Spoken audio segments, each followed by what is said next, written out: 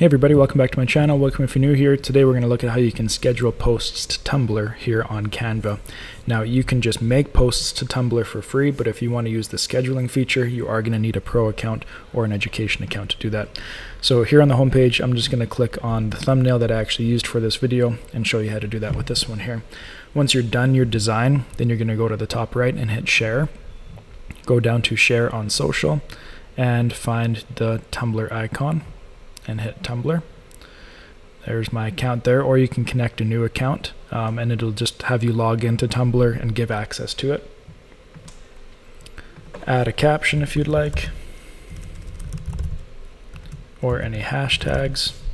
Then you can publish it immediately if you'd like, or if you want to schedule it, hit the little calendar button, maybe for next Wednesday at 12:10 we'll say. I'm going to hit done and schedule. Now if you want to make edits to this design, you are going to have to make a copy. If you edit this specific one, then you're going to have to reschedule your post. It locks your designs once they've scheduled until they've actually been posted. If you want to schedule this design for a different social media page as well, then you are going to still have to make a copy, and that copy is going to have to be scheduled. You can only schedule one design to one social media page at a time until it's posted. Then you can do it again to another one.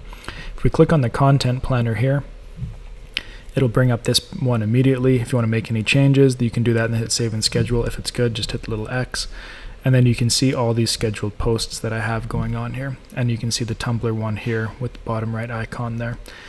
You can click on that, make any adjustments that you need to, and go from there. If you want to learn how to schedule to the other ones, it's the same process. Just click on the other social media button, or you can check out the videos I have for these other small ones as well. Thank you for watching this one. If you have any questions, please let me know in the comments below. We'll see you next time on Brian Sloan Artist.